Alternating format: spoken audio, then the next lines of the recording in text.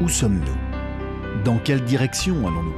Le besoin de se localiser dans l'espace, de s'orienter, est une aventure humaine qui commence avec l'utilisation des montagnes comme repère, puis des astres comme boussole céleste. Les mêmes défis se présentent aux missions spatiales pour déterminer la position exacte et la trajectoire des satellites. 10, 9, ignition sequence start. 5, 4, we have ignition. Au début de l'ère spatiale, le calcul d'orbite des satellites avait une précision de quelques centaines de mètres.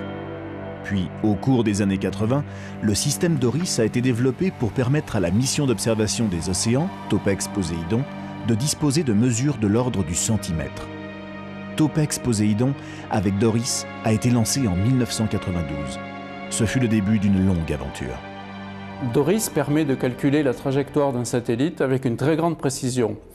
Le système est fondé sur la mesure Doppler de signaux qui sont émis par des balises réparties à la surface de la Terre et qui servent de point de référence. À bord du satellite, un récepteur mesure le décalage en fréquence entre les signaux émis et les signaux reçus. Les données enregistrées sont transmises et traitées au centre de contrôle et de mission DORIS implanté à Toulouse. Grâce à une coopération internationale regroupant 20 organismes, le système DORIS compte aujourd'hui une soixantaine de balises uniformément réparties sur tout le globe. Le service international IDS regroupe et délivre les données à la communauté scientifique. Les performances, la fiabilité et la continuité du service sont telles que DORIS a été adopté sur une constellation de satellites.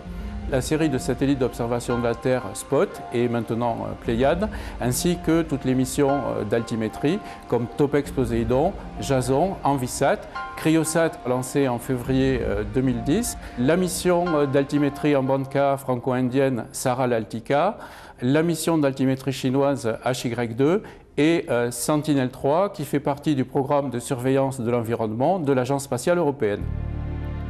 Les performances de calcul d'orbite ont contribué au succès des missions qui ont adopté le système DORIS. Au début des années 90, après traitement des mesures, on atteignait une précision de 10 cm.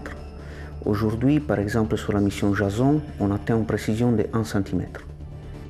Cette précision permet ainsi de connaître la hauteur des océans en tout point du globe. Elle s'avère indispensable à la surveillance des courants marins et du niveau moyen de la mer, un des indicateurs du réchauffement climatique.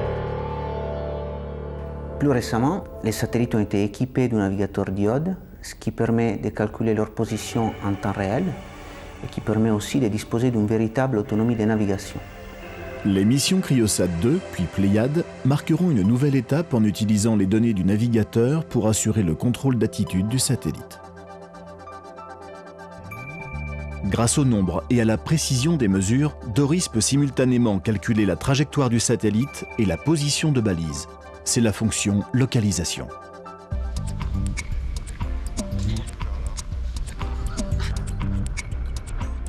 Lorsque l'on utilise les mesures d'une semaine d'observation, on peut déterminer la position de toutes les stations à mieux que 10 mm. Ensuite, lorsque l'on cumule sur 20 ans, on peut à ce moment-là déterminer la vitesse de déplacement de ces balises à mieux qu'1 mm par an. Le réseau DORIS est ainsi particulièrement adapté au suivi de la dérive des continents et du mouvement des plaques tectoniques.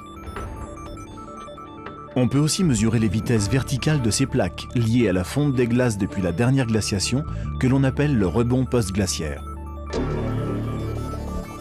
On a pu aussi observer les variations de l'axe de rotation du globe terrestre ou encore suivre la position du centre de gravité de la Terre.